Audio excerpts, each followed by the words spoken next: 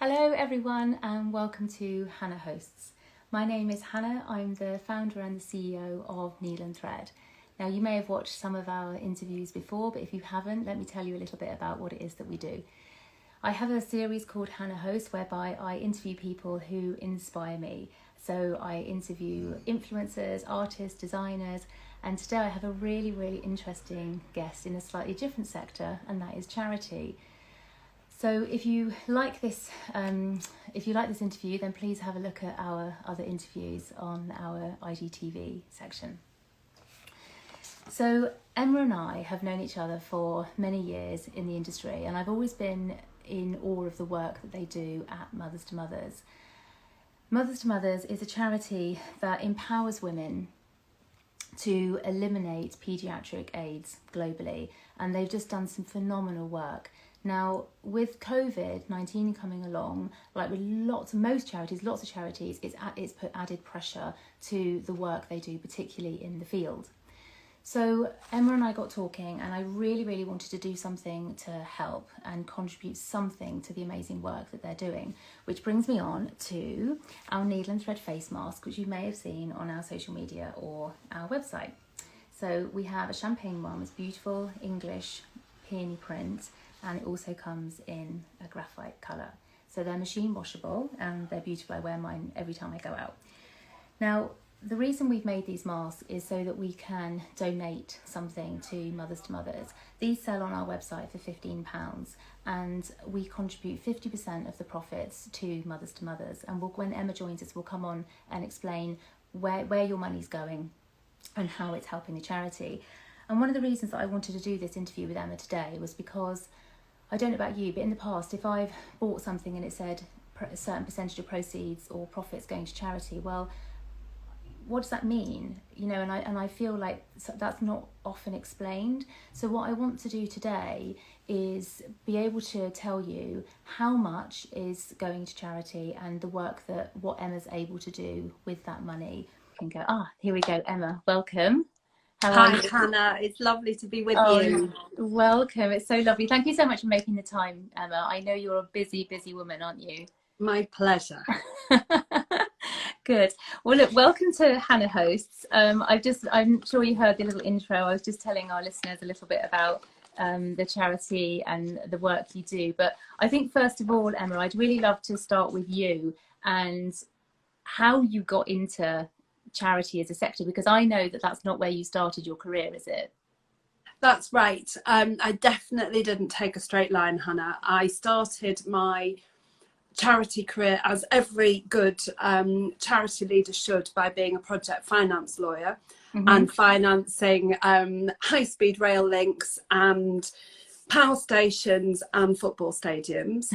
And unsurprisingly, after about 6 years of that, realised that whilst the people I worked with there are phenomenal and my lifelong friends, that actually my heart lay doing something different. But I had the fortune to work for Allen & Overy in London, Amsterdam and Singapore, and had really experienced commercial life in all of its glories. And it gave me an invaluable background, training and an ability to make things happen that has stood me in really good stead as I have worked in the not-for-profit sector now. So after Allen & Overy, I spent 6 years advising charities around strategy and change.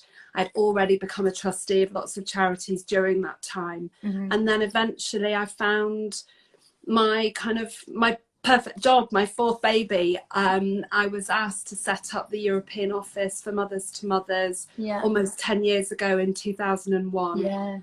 And have loved it ever since. That's amazing. And you know, 10 years, Emma, I mean, you must have seen like huge changes that you and your team have managed to do in the field.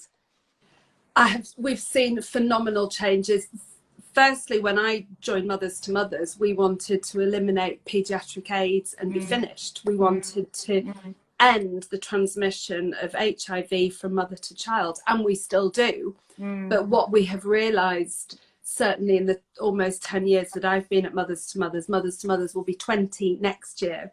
So I've been with us through our kind of late childhood and our adolescents, what we've realized is that what we do is so powerful that we can work with other people to do it. So where we started working with babies, we're now working with children and with adolescents. And I know we'll talk a lot about that. But I think most importantly, and you know, one of the reasons that you're making the masks for us is because of the COVID pandemic. And I think the most important thing to remember is that COVID has the potential, not least to cause devastation globally, economically, and in terms of health as it is, but it also runs the risk of undoing 10 years of progress in the fight against HIV and AIDS. UNAIDS at the moment are estimating that this interruption, this only 6-month interruption already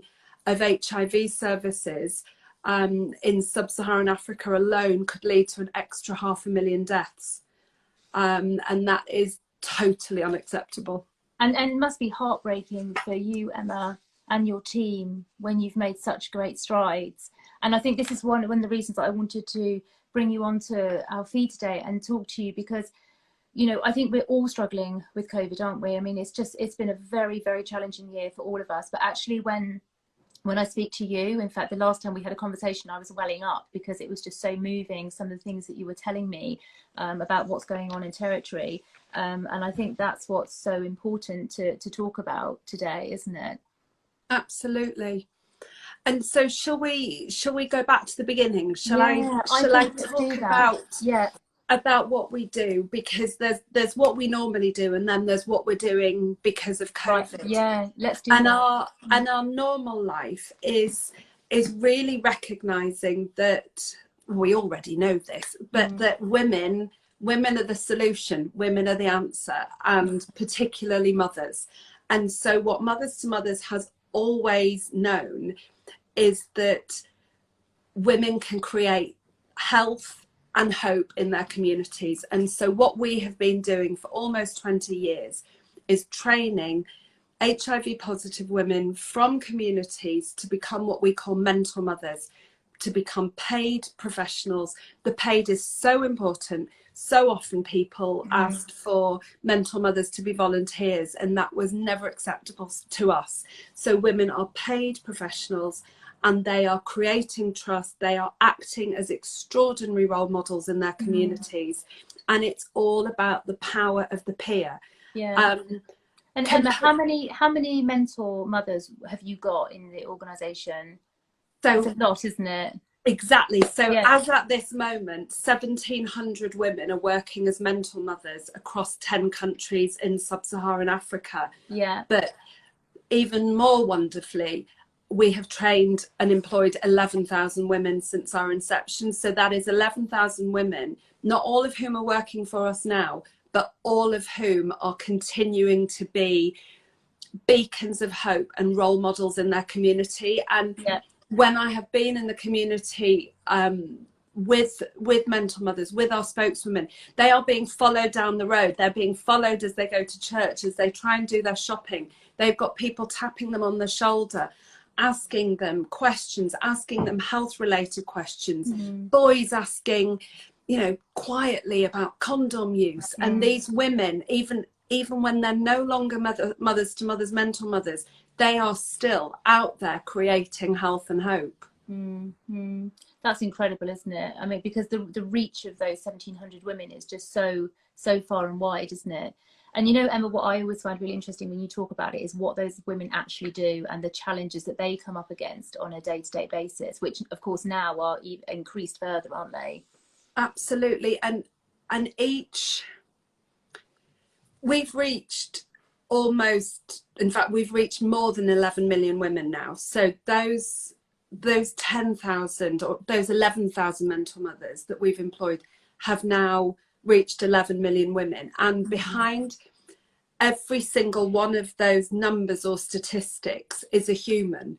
It is a human that at some point was sitting in a clinic, in a facility, finding out generally at the same time that they are HIV positive and pregnant, and feeling an overwhelming sense of grief, hopelessness, lack of information, fear, and in that moment planning for their funeral, planning for unborn children, what will become of them. And every single one of them, because of Mothers to Mothers, comes to understand that with support from Mothers to Mothers, with the right medication, with adherence to that medication, they can and will have babies that are born free from HIV.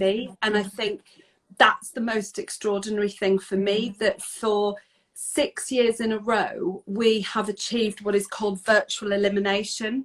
And that essentially means, that's a very kind of UNAIDS term, but what it means is that 98 of 100 women that come to Mothers will leave with HIV free babies at least, and that is absolutely extraordinary. It is extraordinary. And Emma, tell us about, because you've spoken to me about the commitment to the medication and the, you know, the frequency that you have to take it. So, you know, these mothers are so committed, aren't they? Absolutely. And so not only are you finding out you're HIV positive and often pregnant at the same time, you're also finding out that you are being asked to take, I'm battling with the sunshine. You look very pretty with it too. It's one of these unintended consequences of being live. I might fix it. Well, your sequins are shining very nicely. Excellent, I have to say. excellent. Actually, what we haven't said, of course, is that you're wearing needle and thread as well, which looks beautiful. It's a very non-midday on a Thursday. I know. It's not your usual lunchtime attire, is it? I'm not quite sure what the person I'm interviewing at 1 o'clock by Zoom will make of it, but we'll deal with that. There you go. But going back to medication, when we work with women, so women are immediately dealing with that diagnosis, they immediately, where we work, and this is why it's so important that we work in as many places as we can with high HIV burdens, somebody's immediately coming up to them and saying, this is how it feels now, but look at me, look at how I am. I have an HIV-free baby. I'm standing here, I'm working with you. I have this job. This is going to be okay. So they have that immediate peer support, but they're also being asked to take medication for life. Antiretroviral drugs are extraordinary, and they are enabling women, men, children to achieve normal life expectancy. But medication has to be taken every single day. And, you know, I don't know about you, Hannah, but if you were asked to take a packet of antibiotics, how often can you say that you've actually managed to take them 3 times a day for a week, take the whole course? And so a lot of our work is really, really practical work, supporting women with fixes. You know, where do you keep your medication? If you're the only person cooking, keep the medication in the rice. You know, if you and also disclosing your status. One of the hardest things for women to do is to say to those around them that they're HIV positive. And you asked what has changed in my time at Mothers to Mothers, and obviously for Mothers to Mothers. Stigma and discrimination is reducing, but it isn't reducing completely. No. I was in one of our brand new clinics in Ghana, one of our brand new services in Ghana, and it feels like light years ago, but it was actually at the beginning of this year when we launched our Ghana country program. But they've had to tuck away our Mothers to Mothers services, and it will be some time before our services are really out in the open. Whereas when I visit other countries like South Africa, where we've worked for almost 20 years, people are starting, the stigma is reducing. People are starting to understand the HIV services and understand that people can lead healthy, well lives with medication, but of course contending with all of the other things that they contend with, like access to food, access to water, access to education. You know, we talk about at Mothers to Mothers, we talk about the fact that ending HIV is just the beginning. Ending HIV is really important. It's entirely preventable, but that doesn't take away the difficulties and the complexities of the lives that the women we work for are leading. Yeah, yeah. And Emma, tell us, so you and I had a conversation which I thought was a really interesting way of looking at this, that, you know, HIV is a virus, and, you know, the communities that you work with have been living with that fear for a long, long time. We are now all feeling the effects of living with a virus, a different virus. And of course, you know, unfortunately for the work that you do, a virus is layering on top of a virus, you know.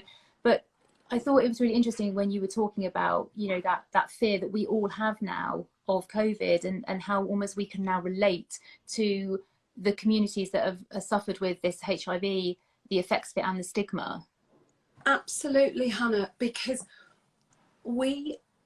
people think HIV is done. Yeah. People think it's got a big tick next to it, and that, you know, that just isn't the case.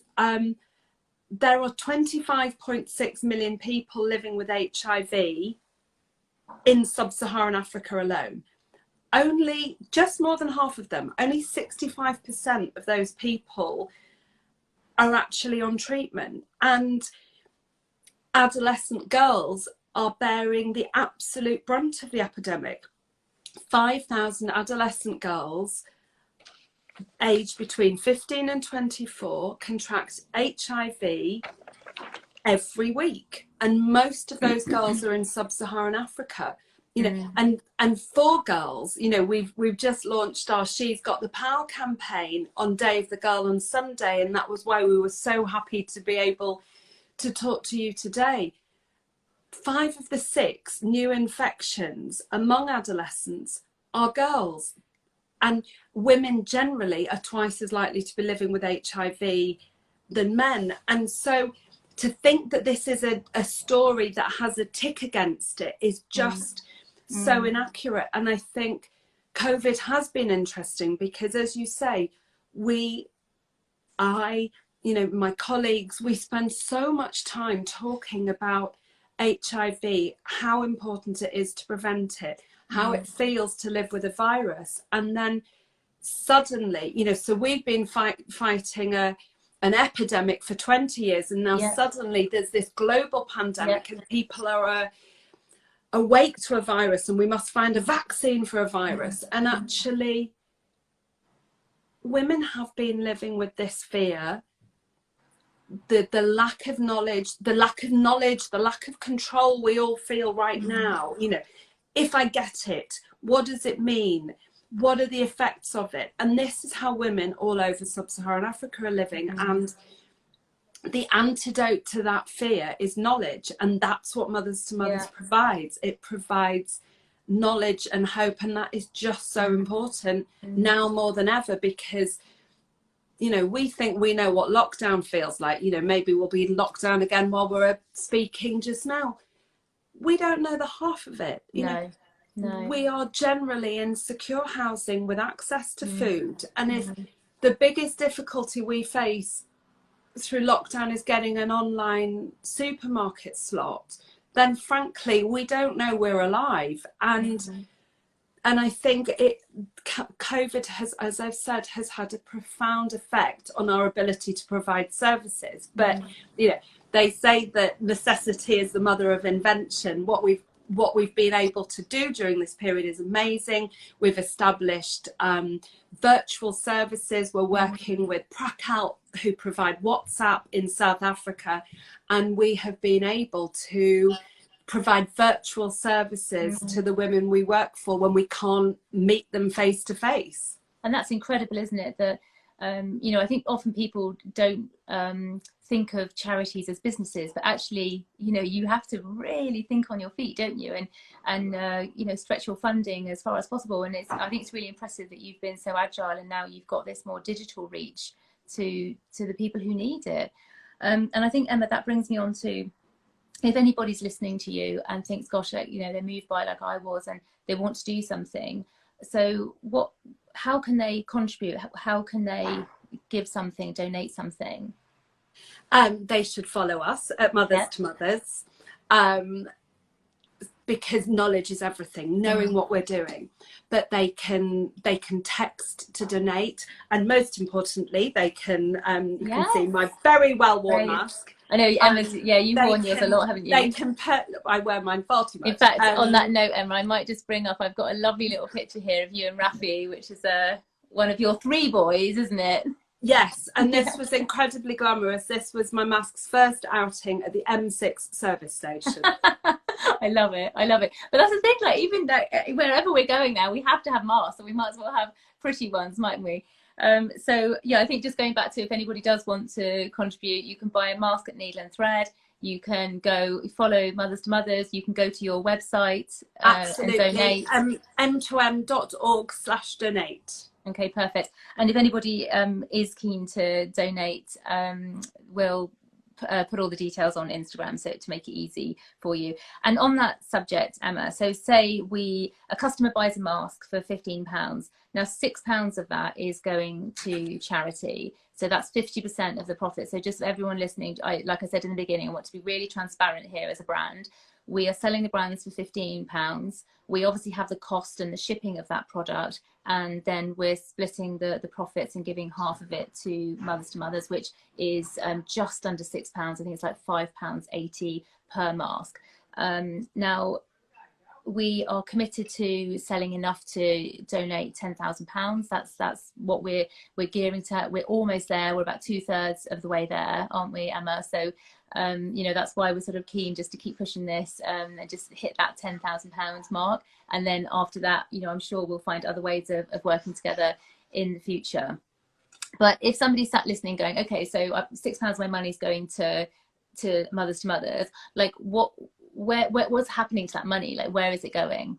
So to give you a couple of examples, every time somebody is purchasing a mask, what we could do is send 400 texts to adolescent girls. I've talked about how important it is to reach them. When we work with mothers, we're working with mothers to help them not to transmit HIV to their babies, making sure that they are adherent to their drugs and raising healthy children. But the next big challenge for us is, as adolescent girls, as adolescent boys become sexually active, how do they stay HIV free? How do they stay in education? We need to be able to contact them. So every time you purchase a mask, you could be giving us the opportunity to send 400 texts to 400 different girls, helping them stay safe, basically.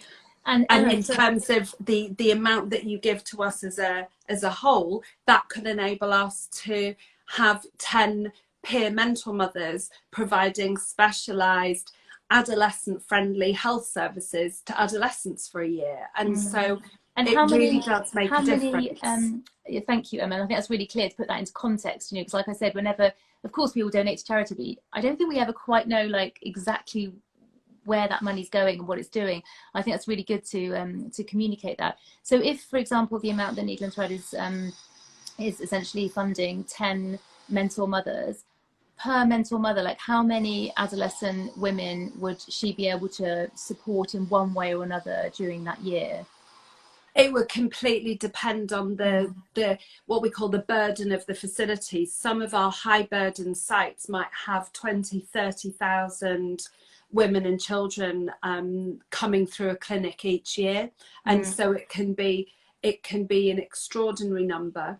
One of the things that we've been trying to do in the last couple of years is really tip the balance so that we're providing services to more HIV negative women than positive. Always trying to reach HIV positive women, but working incredibly hard throughout women's pregnancy, especially their breastfeeding. 40% of transmissions happen through breastfeeding, to keep those HIV negative women, keep women HIV free, basically. Emma, I did just notice a question come up, so perhaps I could just jump in with that. Somebody was asking how people access the text messages. So obviously that must be a challenge as well from a device perspective. It absolutely is. And so mothers on both sides, Mothers to Mothers has had to rapidly invest, which is why we had our COVID emergency fund, in the technology to enable mental mothers to send messages. But one of the things that we find is that in a lot of our countries, there is reasonable ownership of mobile devices, not necessarily of smartphones, obviously, and there are always challenges around data and the way in which women receive text. But provided people have mobile devices, we can reach them. But I will tell other stories of women who are certainly not reachable in that way right now. Yeah, and mothers absolutely. and I think one of the extraordinary things about Mothers to Mothers is we exist to find all of the women who need us, and whether they are a 5-hour walk away from a clinic, whether it's walking through a river and up a mountain in Lesotho, we will find women where they are and where they need our support. And I think that's amazing. I mean, I think just to clarify, the women you're talking about are the mentor mothers that Mothers to Mothers pay. And you've told me stories about the extent they'll go to journey wise to meet these women, to make sure they've got the knowledge or the medication that they need. So the one woman always springs to mind, and that was a mental mother called Martha, working in Malawi, and I was privileged enough to spend the day with her, really just, I think, Emma, we might have a picture of yes, Martha, just bear with me. Walking, there she is. Just the extent that Martha will go to find the women who need her. She introduced me to one family. She was aware that a mum was pregnant with her 4th child and was incredibly sick. She had been at a facility at one point. One of the things I should explain is some of our mental mothers work in clinics and some of our mental mothers work in the community, and Martha was a community mental mother. And so she was aware that one mum was unwell, pregnant with a 4th child, and literally went village to village, a 5-hour radius away from the clinic, to find this woman who hadn't been accessing services. And she hadn't been accessing services because one of the reasons was that she didn't have soap.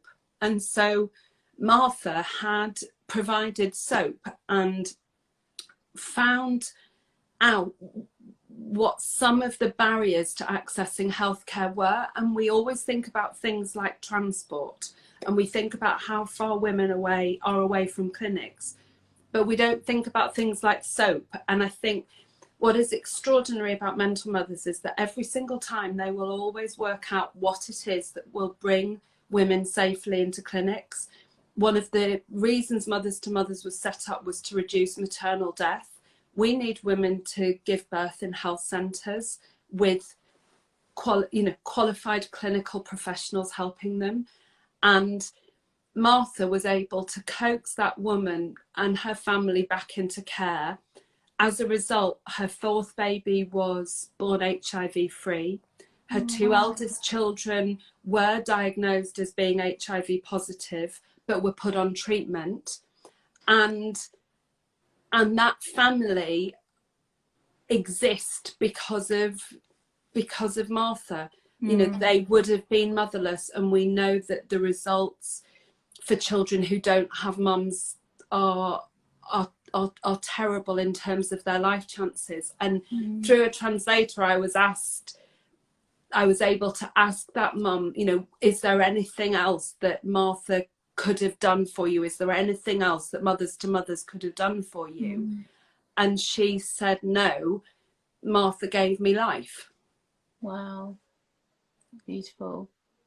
And that's just one of your 1,700 mentor mothers. And there are stories every single day of our mentor mothers are ingenious. They will work ways of women being able to disclose to their families. So they'll plan and they'll plan and they'll plan.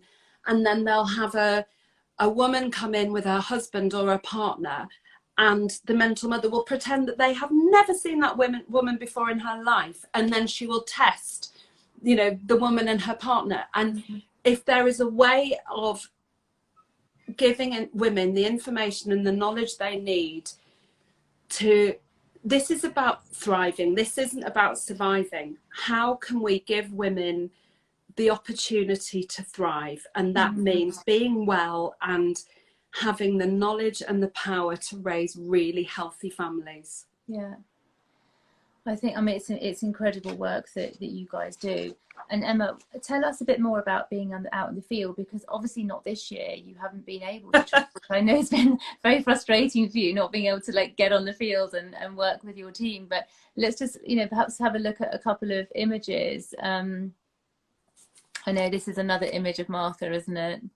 That's Martha in Malawi. And you know, that just looks like a stroll, but she, you know, they do have some bicycles, but she can be, you know, she and two colleagues at that point were covering 100 villages between them and doing everything it takes, you know, whether it be getting the village elders to go around with them and accept that it's okay to provide these services. But, you know, that it's not a walk in a park, that is a walk every day to help innumerable women understand and face innumerable challenges. And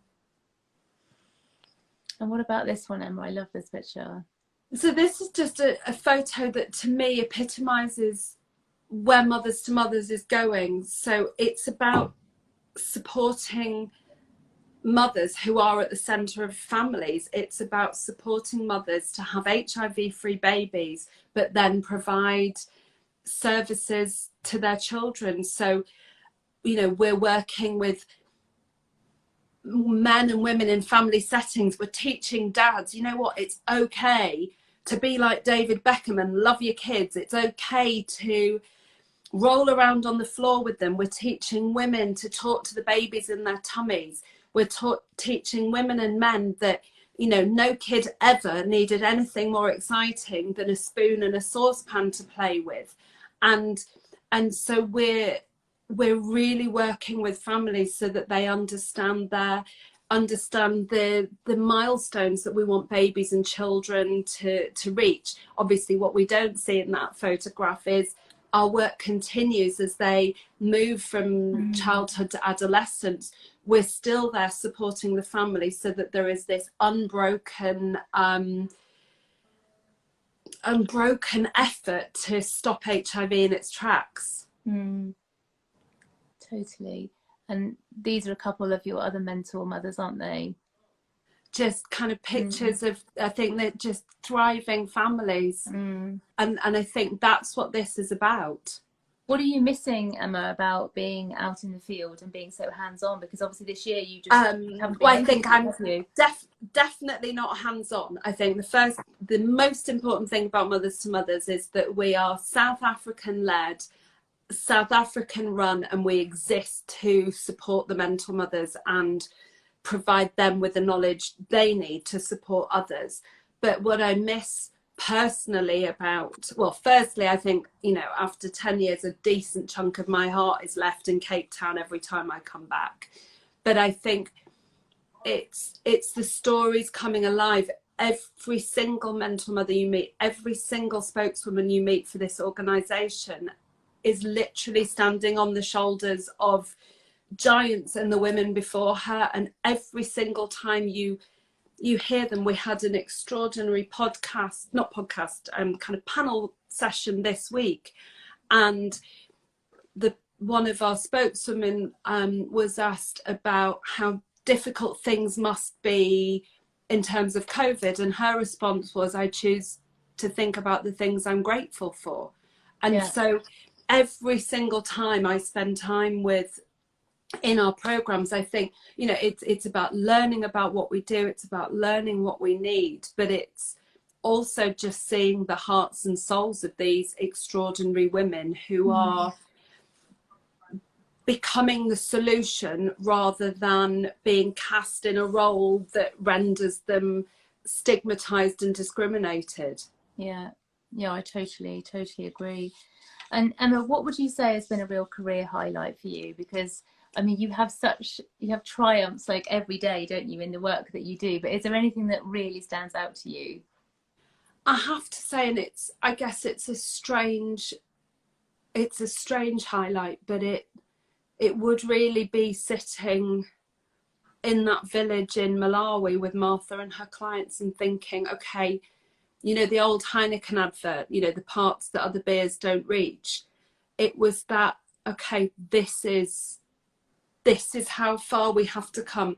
This is how far we have to get. This is how hard mental mothers have to work to just bring one woman back into care. And we're trying to reach 1 million women every year. And so, you know, it was a moment of huge, it was just a moment of profound understanding for me. And yet that, you know, a Mandela quote that I will now completely screw up, but essentially it's, you know, it's only at the top of your first mountain, when you get to the top of the first mountain, that you see the rest of the range. And spending that time with Martha, meeting her clients, was like being on the top of the first mountain. It was like, okay, well done, Mothers to Mothers. This woman is alive. Her children are on treatment. But now, what does thrival look like? What does her being able to educate her kids and her kids having enough food, what does that look like? How do we get across that range? How, when her daughter is adolescent, does she stay safe and stay in school? You know, how does it feel for her daughters to have consensual sexual relationships? You know, that's the rest of the mountain range. And going and leading on then, I suppose, Emma, what are your future aspirations for Mothers to Mothers? Well, I'm in charge of the noise and the money. And so the bit that I need to do is, and the bit you are helping us do today, is remind everybody that AIDS is not done. HIV will and is affect far more people and curtail far more dreams and aspirations than COVID ever will. And this is about, we need people to know that, and then we need people to support us. We're supported by governments, by trusts, foundations, by individuals. We've got a crazy bunch of people cycling for us in 2 weekends' time. If you want to do that, you can do it at home, you can do it in your park. How far do you have to cycle, Emma? Well, you don't have to cycle very far. Your little one can cycle around Clissold 200 times.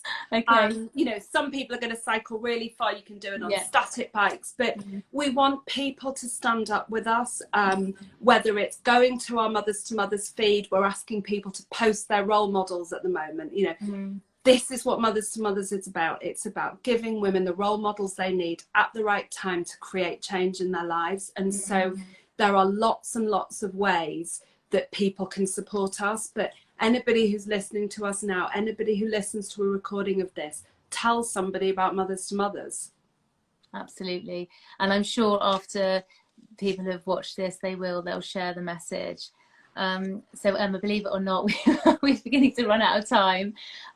Thank you so much for joining me today. You've been as informative and inspirational as always, and I think the work you do with your team is absolutely incredible. It's so worthy, to the point where I was moved that I felt like we needed to do something, and hopefully our customers and listeners will